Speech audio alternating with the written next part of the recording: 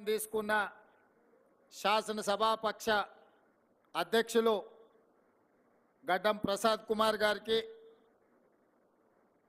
ఇంత మంచి కార్యక్రమాన్ని ఏర్పాటు చేసి పర్యవేక్షించిన మా మిత్రుడు సోదరుడు సహచర మంత్రివర్గ సభ్యులు పొన్నం ప్రభాకర్ గౌడ్ గారికి, రంగారెడ్డి జిల్లా ఇన్ఛార్జ్ మంత్రివర్యులు మిత్రుడు శ్రీధర్ బాబు గారికి, అదేవిధంగా ఎక్సైజ్ శాఖ మాత్యులు జూపల్లి కృష్ణారావు గారికి, అదేవిధంగా స్థానిక పార్లమెంట్ సభ్యులు మిత్రుడు చామల కిరణ్ రెడ్డి గారికి, అదేవిధంగా రంగారెడ్డి జిల్లా సీనియర్ శాసనసభ్యులు రాజేంద్రనగర్ ప్రకాష్ గౌడ్ గారికి, అదేవిధంగా శాసనమండలి సభ్యులు యజ్ఞ మల్లేశం గారికి, శాసనమండలి సభ్యులు ఏవిఎన్ రెడ్డి గారికి, అదేవిధంగా ఇతర శాసనసభ్యులు శాసనమండలి సభ్యులు కాంగ్రెస్ పార్టీ నాయకులు ఈ కార్యక్రమంలో మధ్యాహ్నం 2 దాటిన ఆకలి అవుతున్న ఓపికగా కూర్చున్న మా గౌడన్నలకు కాంగ్రెస్ పార్టీ కార్యకర్తలందరికీ మనస్ఫూర్తిగా ధన్యవాదాలు, కృతజ్ఞతలు. మీరందరూ ఈరోజు కష్టపడడం వల్ల, ముఖ్యంగా ఇంతకుముందు మా మిత్రుడు శ్రీధర్ బాబు గారికి ఒక మాట చెప్పిన,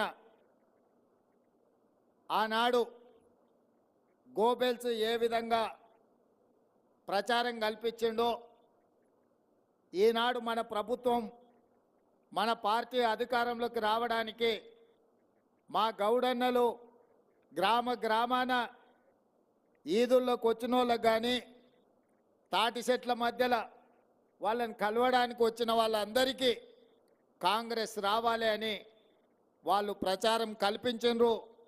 అందుకే అద్భుతమైన ప్రచారం చేయడంలో నైపుణ్యం ఉన్న మా గౌడన్నల సామాజిక వర్గం నుంచే క్యాంపెయిన్ కమిటీ చైర్మన్గా మధుయాస్కి గౌడ్ గారిని కాంగ్రెస్ పార్టీ నియమించింది. ఎందుకంటే ప్రజలతో సత్సంబంధాలు ఉండి మనసులో మాట బయట పడేది ఈదుల్లోనే అని నేను బలంగా నమ్ముతా. ఏది లోపల ఉన్నా మొదటి ముంత కాకపోయినా 2వ ముంతకు వచ్చే వరకల్లా దాపరికం లేకుండా మా గౌడన్నల ముందు బయటపడేది ఇక్కడనే. వాళ్ళు కూడా ఏదన్నా చెబితే సమాజం అంతా ఎక్కువ నమ్ముతుంది. అందుకే కాంగ్రెస్ పార్టీ అధికారంలోకి వస్తేనే కుల వృత్తులకు చేతి వృత్తులకు గౌరవం దక్కుతుంది, బలహీన వర్గాల గౌరవం పెరుగుతుంది అని చెప్పి గౌడన్నలు కాంగ్రెస్ పార్టీకి అనుకూలంగా ప్రచారం కల్పించడంతో ఈనాడు ఈ ప్రభుత్వం ఏర్పడ్డది. గౌడన్నలు పౌరుషానికి పోరాటానికి మారుపేరు. సర్దారు సర్వాయి పాపన్న నుంచి మొదలు పెడితే ఈ ప్రాంతంలో ధర్మభిక్షం పేరు తెలియని వాళ్ళు లేరు. బాలాగౌడ్ నుంచి మొదలు పెడితే మహబూబ్ నగర్ జిల్లాలో ఉన్న మోహన్ గౌడ్ వరకు కాంగ్రెస్ పార్టీకి అండగా నిలబడ్డ నాయకులు. అదే కాదు, ఈరోజు ఈ రంగారెడ్డి జిల్లాలో అంతర్జాతీయ ఎయిర్పోర్ట్ వచ్చిన, ఔటర్ రింగ్ రోడ్డు ఏర్పాటైన, ఐటీ పరిశ్రమలు ఇతర పరిశ్రమలు రావడానికి కారణమైన ప్రాణహిత చేవెళ్ళ ప్రాజెక్టుకు పునాదులు పడ్డ పెద్దలు దేవేందర్ గౌడ్ గారిని కూడా మనం గుర్తు చేసుకోవాల్సిన అవసరం ఉన్నది. ఆనాడు ప్రాణహిత ప్రాంతం నుంచి చేవెళ్ళ వరకు వారు పాదయాత్ర చేసి ఈ ప్రాంతానికి నీళ్లు రావాలి అని అంటే ఎత్తిపోతల పథకం చేపట్టాలి అని, అదేవిధంగా ఈ ప్రాంతంలో పేదలకు వేలాది ఇండ్ల పట్టాలు వారు మంత్రిగా ఉన్నప్పుడు ఈ ప్రాంత అభివృద్ధికి పునాదులు వారు వేసిండ్రు. అదేవిధంగా ఈ వేదిక మీద చాలామంది మిత్రులు తెలంగాణ ఉద్యమంలో కావచ్చు, ఈ రాష్ట్ర అభివృద్ధిలో కావచ్చు గౌడన్నల పాత్ర మరవలేనిది. అందుకే కాంగ్రెస్ పార్టీ అధికారంలోకి వచ్చిన తర్వాత 2 బలహీన వర్గాలకు మంత్రులు ఇస్తే పొన్నం ప్రభాకర్ గారిని కాంగ్రెస్ పార్టీ మంత్రిగా చేయడం జరిగింది. అదేవిధంగా 2 శాసన మండలి అవకాశాలు వస్తే మహేష్ గౌడ్ గారికి శాసన మండలి సభ్యుడిగా కాంగ్రెస్ పార్టీ అవకాశం ఇచ్చింది. మొన్న జరిగిన నియామకాలు జరిగిన కార్పొరేషన్ చైర్మన్లలో బీసీ కార్పొరేషన్కి శ్రీకాంత్ గౌడ్ను మనము కాంగ్రెస్ పార్టీ బీసీ కార్పొరేషన్ చైర్మన్గా నియమించడం జరిగింది. కాంగ్రెస్ పార్టీ కార్యనిర్వాహక అధ్యక్షుడిగా మహేష్ గౌడ్ గారిని నియమించినాం. అదేవిధంగా మధు యాస్కి గారిని క్యాంపెయిన్ కమిటీ చైర్మన్గా కూడా కాంగ్రెస్ పార్టీ నియమించింది. మిత్రులారా, ఈరోజు కుల వృత్తులు చేతి వృత్తుల పట్ల కాంగ్రెస్ పార్టీకి నిబద్ధత ఉన్నది.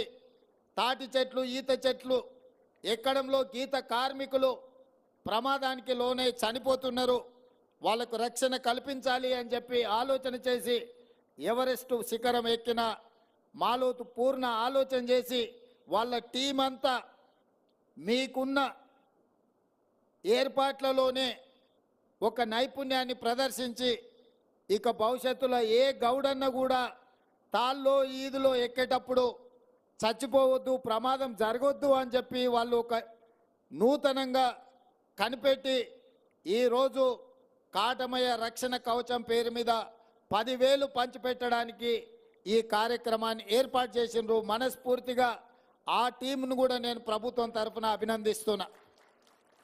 ఎవరెస్ట్ ఎక్కిన వాళ్ళ అనుభవం ఈరోజు మా గౌడన్నలను వాళ్ళ ప్రాణాలను కాపాడడానికి ఉపయోగపడ్డది. మనస్ఫూర్తిగా వారిని అభినందిస్తున్నా. అదేవిధంగా మిత్రులారా, ఈరోజు కుల వృత్తులు చేతి వృత్తులు అడుగంటి పోతున్నాయి. ఎందుకంటే ప్రభుత్వం వైపు నుంచి ప్రోత్సాహం లేక వాళ్ళ వృత్తులను వదులుకొని బయటకు వస్తున్నారు. ప్రత్యామ్నాయ ఉపాధి ఉద్యోగ అవకాశాలు కల్పించి ఈ కుల వృత్తుల వాళ్ళను ముఖ్యంగా చాకలి, కుమ్మరి, మంగలి, వడ్రంగి, గౌడన్నలు, గీత కార్మికులు, నేత కార్మికులు వీళ్ళందరి పిల్లలు బాగా చదువుకొని డాక్టర్లుగా, లాయర్లుగా, ఇంజనీర్లుగా, ఐఏఎస్లుగా, ఐపీఎస్లుగా రాణించాలి అన్న ఆలోచన కాంగ్రెస్ పార్టీ చేస్తున్నది.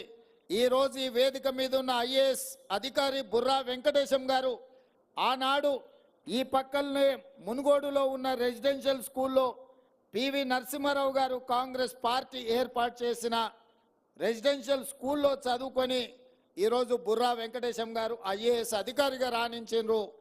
ఇది బలహీన వర్గాలకు కాంగ్రెస్ పార్టీ ఆనాడు ఏర్పాటు చేసిన రెసిడెన్షియల్ స్కూళ్ళ వల్ల సాధ్యమైంది.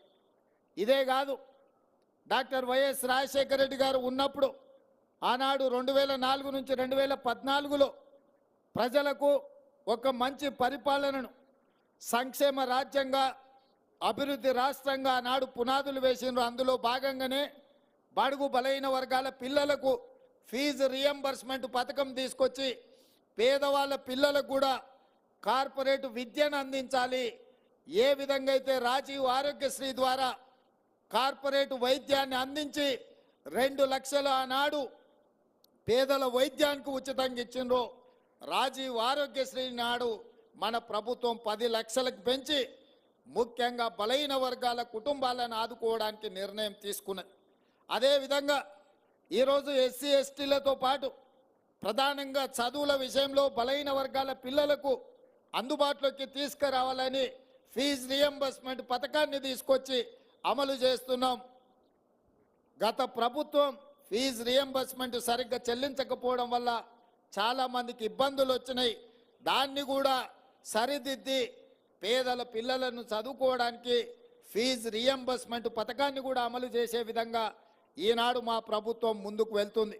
అదేవిధంగా ఈరోజు నా దృష్టికి మా గీత కార్మికులు తీసుకొచ్చిండ్రు. రియల్ ఎస్టేట్ వల్ల, భూమి యజమానుల వల్ల మా తాటి చెట్లు ఈత చెట్లు తొలగించి కుల వృత్తి దెబ్బతింటున్నది.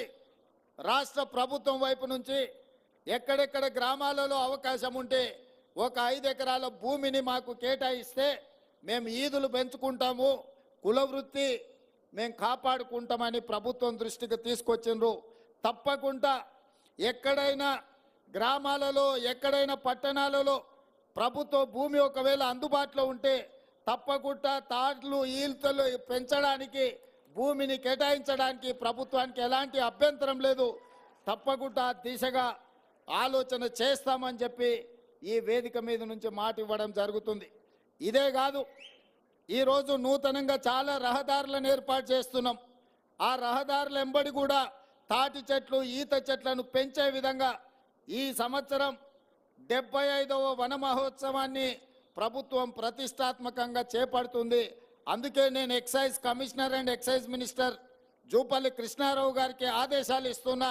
రాష్ట్రంలో ఎక్కడ చెట్లు పెంపకానికి సంబంధించి ప్రభుత్వం చేపడుతున్న కార్యక్రమాలలో తాటి చెట్లను, ఈత చెట్లను కూడా విధిగా ఆ చెట్లను పెంచే విధంగా మీరు ఫారెస్ట్ అండ్ ఎన్విరాన్మెంట్ డిపార్ట్మెంట్తో కోఆర్డినేట్ చేసి మన శాఖ నుంచి కూడా వాటిని ప్రోత్సహించే విధంగా చర్యలు తీసుకోవాలని నేను వారికి ఆదేశాలు ఇస్తున్నా. ఇదే కాదు, గ్రామాలల్లో చెరువులకు సంబంధించి చెరువు గట్ల మీద తప్పకుండా విధిగా తాటి చెట్లను, ఈత చెట్లను పెంచండి.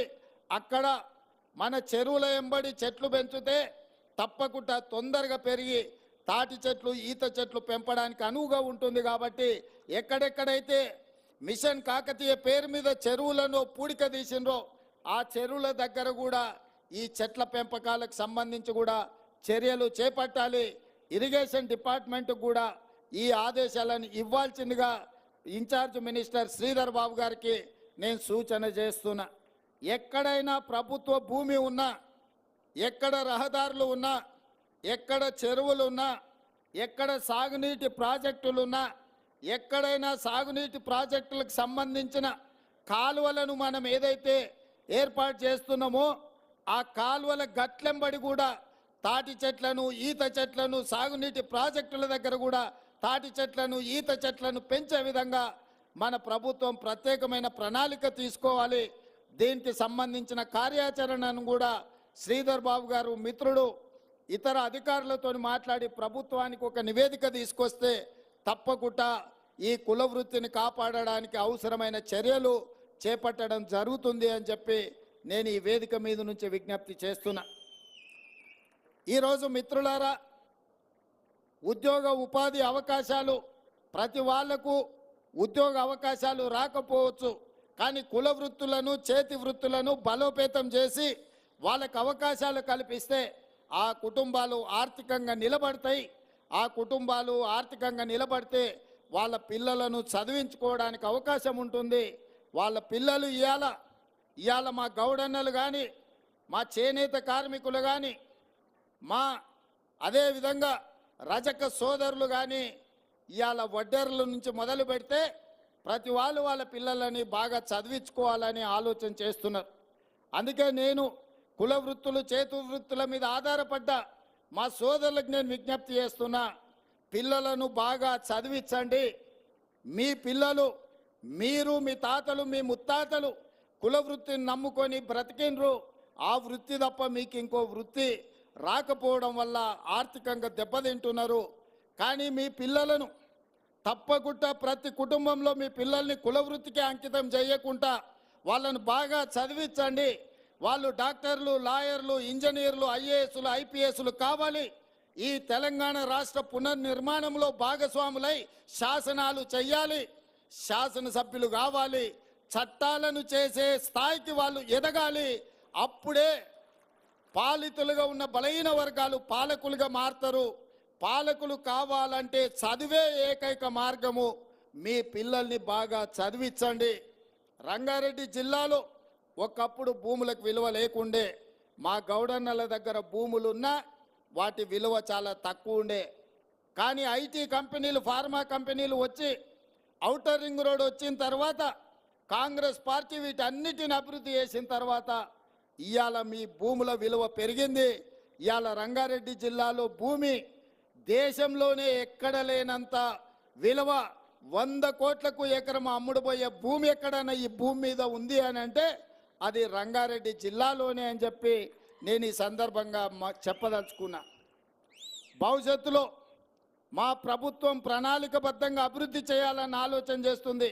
ఔటర్ రింగ్ రోడ్డుకి ఇంకొక RRR రీజనల్ రింగ్ రోడ్డు నిర్మించాలి అని కేంద్ర ప్రభుత్వం నుంచి అనుమతులు తెచ్చినాం. 360 కిలోమీటర్ల చుట్టూతా తెలంగాణను మొత్తం ఒక వడ్డానంగా మనము రీజనల్ రింగ్ రోడ్డుని తెచ్చుకున్నాము. రీజనల్ రింగ్ రోడ్డుతో పాటు రేడియల్ రోడ్స్ కూడా మనం అభివృద్ధి చేసుకుంటున్నాము. అప్పుడు రంగారెడ్డి భూములు బంగారం అవుతాయి. ఆ ప్రాంతంలో పరిశ్రమలు రావాలన్నా, ఐటీ కంపెనీలు పెట్టాలన్నా, మన ప్రాంతంలో ఉండే నిరుద్యోగ యువకులకు ఉద్యోగ ఉపాధి అవకాశాలు రావాలన్నా ఈ హైదరాబాదు నగరం చుట్టూతో వచ్చే రీజనల్ రింగ్ రోడ్డును మనం తొందరలోనే అభివృద్ధి చేసుకోవాలి. ఇవాళ ఇదే కాకుండా ఈ ప్రాంతానికి మెట్రో రైలు కూడా రావాలి. అందుకే నూతనంగా మెట్రో రైలు ప్రతిపాదనలు ఉప్పల్ నుంచి ఎల్బీ నగర్ నుంచి హయత్ నగర్ వరకు ఇవాళ మెట్రో రైలు వేయడానికి మన ప్రభుత్వం నిర్ణయం తీసుకున్న తొందరలోనే మన హయత్ నగర్కు మెట్రో రాబోతున్నది. ఎల్బీ నగర్ నుంచి ఓవైసీ హాస్పిటల్ నుంచి చాంద్రాయణగుట్ట నుంచి P3 రోడ్, అక్కడి నుంచి అంతర్జాతీయ ఎయిర్పోర్ట్ వరకు ఇవాళ మనం మెట్రోని ఏర్పాటు చేసుకోబోతున్నాం. రేపు ఎవరైనా హయత్ నగర్లో మెట్రో ఎక్కిండ్రంటే అంతర్జాతీయ ఎయిర్పోర్ట్ వరకు అంతరాయం లేకుండా ఎల్బీ నగర్ నుంచి ఓవైసీ హాస్పిటల్, అక్కడి నుంచి చాంద్రాయణగుట్ట, అక్కడి నుంచి ఎయిర్పోర్ట్కి పోయేటట్టు ఇవాళ మనం మెట్రో రైలు వేసుకుంటున్నాం. దీనికి సంబంధించి అన్ని ప్రణాళికలు సిద్ధమైనవి. 6 నెలలు మన ప్రభుత్వం వచ్చి అవి పూర్తి చేసుకుంటే 3 నెలలు పార్లమెంట్ ఎన్నికల కోడులోనే మన కాలం గడిచిపోయింది. నిన్న మొన్ననే ఎన్నికలు ముగిసినాయి. ఇప్పుడే పరిపాలన మీద దృష్టి పెట్టినాం. ప్రణాళికబద్ధంగా అభివృద్ధి చేసుకోవాలి. అదేవిధంగా మహేశ్వరం ప్రాంతంలో ఏదైతే 25,000 ఎకరాల భూసేకరణ జరిగిందో మొత్తం ఐటీ ఫార్మా కంపెనీలు పెడితే మన ప్రాంతం అంతా కలుషితం అవుతుందన్న ఆలోచనతోని అక్కడ వివిధ అభివృద్ధి కార్యక్రమాలు తీసుకెళ్లాలని, అక్కడ యూనివర్సిటీలు పెట్టాలని, అక్కడ ఐటీ కంపెనీలను పెట్టాలని, అక్కడ పెట్టే ఫార్మా కంపెనీలలో కూడా పొల్యూషన్ లేకుండా ఓన్లీ టాబ్లెట్స్ తయారు చేసే కొంత భాగమే ఇవ్వాలని, ఎలక్ట్రిక్ కార్లను ఉత్పత్తి చేసే పరిశ్రమలను తీసుకురావాలని, బ్యాటరీలను తయారు చేసే పరిశ్రమలను తీసుకురావాలని, అక్కడనే స్పోర్ట్స్ యూనివర్సిటీ పెట్టాలని, అక్కడనే మెడికల్ హెల్త్ హబ్ క్రియేట్ చేసి మెడికల్ టూరిజంలో ప్రపంచంలో నుంచి ఎవరికి ఏ వైద్యం కావాలన్నా మన హైదరాబాద్ ఎయిర్పోర్టు నుంచి మన రంగారెడ్డి జిల్లాలో ఒక మెడికల్ టూరిజంని అక్కడ ఎస్టాబ్లిష్ చేయాలని ప్రణాళికలన్నీ మా మిత్రుడు IT and industries minister Sridhar Babu గారు ప్రణాళికలు సిద్ధం చేస్తున్నారు. తొందరలోనే హైదరాబాద్ నగరం ముఖ్యంగా సైబరాబాద్ అని ఏదైతే క్రియేట్ చేసిండ్రో అట్లాంటిది న్యూయార్క్ నగరంతో పోటీ పడే విధంగా మహేశ్వరంలో ఒక కొత్త నగరాన్ని నిర్మించాలని ఇవాళ మన ప్రభుత్వం నిర్ణయం తీసుకున్నది. ఒక అద్భుతమైన నగరాన్ని నిర్మించే బాధ్యత కాంగ్రెస్ పార్టీ తీసుకుంటుంది. ఈ పక్కనే రామోజీ ఫిలిం సిటీ ఉన్నది, మీకు అందరికీ తెలుసు. రామోజీ ఫిలిం సిటీ దేశంలో ఉండే సినిమా షూటింగ్లకు ఈరోజు ఉపయోగపడుతుంది. కానీ మా ప్రభుత్వం ఇంకొక ఫిలిం సిటీని క్రియేట్ చేయాలని ముంబైలో, మహారాష్ట్రలో ఉన్న హిందీ ఫిల్మ్ ఇండస్ట్రీ మొత్తం ఇక్కడికి రావాలి. మన రాచకొండ గుట్టలు, మన ప్రాంతం అద్భుతంగా, మనము ఊటీలు ఎక్కడెక్కడికో పోతున్నాం. ఒక్కసారి మునుగోడు వెనుక ప్రాంతము, ఇబ్రాహీంపట్నం ముందు ప్రాంతం, రామోజీ ఫిలిం సిటీ పక్కల నుంచి ఆ తండాలకు నేను ఎన్నికల ప్రచారంలో పోతే అద్భుతంగా మనకు ఊటీ కంటే అద్భుతంగా మన ప్రాంతం కనిపించింది. ఈ ప్రాంతంలో అద్భుతమైన సినిమా షూటింగ్లను చేపట్టడానికి అవకాశం ఉంది. రాచకొండ ప్రాంతాన్ని ఒక అద్భుతమైన ఫిల్మ్ ఇండస్ట్రీకి అవసరమైన అభివృద్ధి కార్యక్రమాలు చేపట్టాలి అని ఇవాళ మన ప్రభుత్వం ఆలోచన చేస్తున్నది. ఇవన్నీ ఎందుకు మిత్రులకు వివరిస్తున్నా అంటే రాబోయే రోజుల్లో రంగారెడ్డి జిల్లాకు మహర్దశ పట్టబోతుంది. ప్రపంచానికి ఒక పర్యాటక క్షేత్రంగా మన రంగారెడ్డి జిల్లా మారబోతుంది. మన పిల్లలకు ఉద్యోగ ఉపాధి అవకాశాలు కల్పించే బాధ్యత మన ప్రభుత్వం తీసుకుంటుంది. ఇవాళ ఈయన ఏమీ చేస్తలేదు అన్నట్టుగా మాట్లాడుతున్నారు. నేను అడగదలుచుకున్నా, ఓడినోళ్లను, ఇంట్లో వండుకున్నోళ్లను, ఫామ్ హౌస్లో ఉంటున్నోళ్లను ఈ ఔటర్ రింగ్ రోడ్ మీ తాత తెచ్చిండా అని నేను అడుగుతున్నా. ఈ అంతర్జాతీయ ఎయిర్పోర్టు మీ ముత్తాత కట్టిండా అని నేను అడుగుతున్నా. ఇవాళ సైబరాబాద్లో ఉన్న ఐటీ పరిశ్రమలు, ఫార్మా ఇండస్ట్రీస్ని మా ప్రభుత్వం, కాంగ్రెస్ ప్రభుత్వం తీసుకొచ్చినాయి కాదా? అవి తెచ్చినందుకే ఇవాళ హైదరాబాద్ నగరం మహానగరంగా మారింది. మీరేం తెచ్చిండ్రా హైదరాబాద్ నగరానికని నేను అడుగుతున్నా. మీరు తెచ్చింది ఉంటే గంజాయి తెచ్చుంటారు, డ్రగ్స్ తెచ్చుంటారు ఈ నగరానికి. కానీ మేము ఫార్మా కంపెనీలను తెచ్చినాము, ఐటీ కంపెనీలను తెచ్చినాము, అంతర్జాతీయ ఎయిర్పోర్ట్ తీసుకొచ్చినాము, ఔటర్ రింగ్ రోడ్డు తీసుకొచ్చినాము.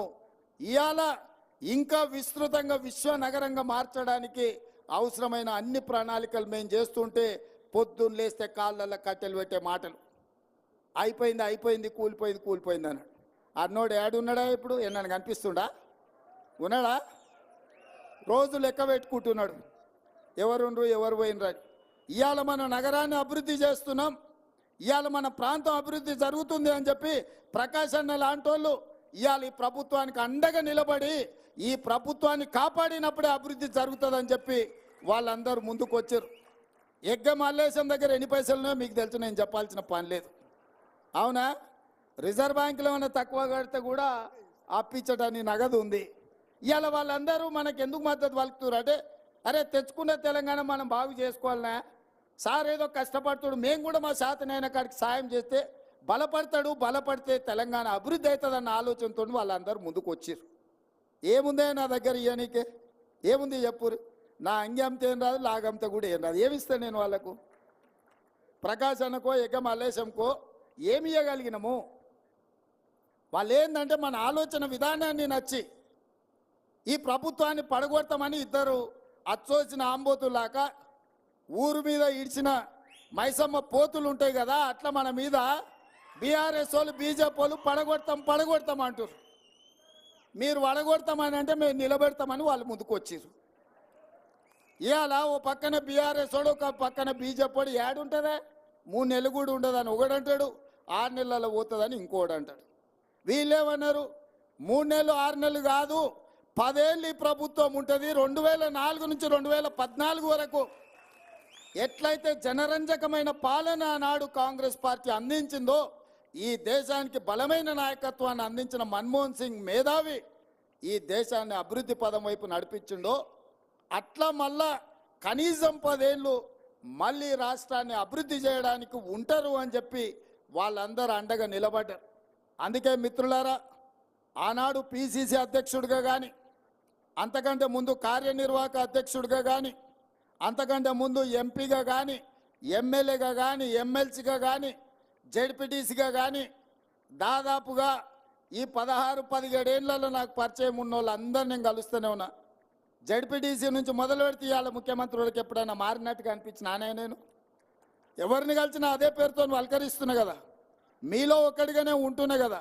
ముఖ్యమంత్రి అయినా నాకేమైనా కొమ్ములు వచ్చినాయని నేను ఎప్పుడన్నా అట్లా ప్రదర్శించినా? రోజు పొద్దుగాల ఇంటికి వచ్చిన వాళ్ళతో మాట్లాడుతూనే ఉన్నా, కలుస్తూనే ఉన్నా కదా. చెప్పింది ఒకసారి కొన్ని అయితే కొన్ని కావు. ఇక నిన్నమన్నా అది చేయలే ఇది అలా 10 ఏళ్ళు చేయనోడు, ఉన్నదంతా అమ్ముకొని తుడిచిపెట్టుకపోయినోడు 7 లక్షల కోట్ల రూపాయల అప్పు తెచ్చి నెత్తి మీద పెట్టి దివాలా తీపించండి సంసారం. ఏం చేద్దామన్నా అప్పులు వెళ్తున్నాయి. ఏ గూట్లో చేయి పెట్టినా అప్పుల సిట్టి కాగితమే బయటికి వెళ్తుంది. పొద్దున్న లేతే పకిరోడు మన ఇంటికానే ఉంటుండు, పటాన్ మన ఇంటికానే ఉంటుండు. నువ్వు బాకీ ఉన్నావు, అప్పు కడతావా లేదా అని. ఆ ఎల్ల సంవత్సరానికి 6,500 కోట్ల రూపాయలు అప్పు కట్టేది ఉండే. ఇవాళ ఈ మొనగాడు చేసిన పనికి నెల 1వ తారీఖు నాడు, ప్రతి నెల 1వ తారీఖు నాడు 7,000 కోట్ల రూపాయలు మిత్తి కడుతున్నాం నేను, మా బట్టి విక్రమార్క. సంవత్సరం తిరిగే లోపల 72,000 కోట్లు మిత్తి కట్టడానికి అవుతుందా? అసలు సంగతి దేవుడు ఎరుగు. ఇది పరిస్థితి.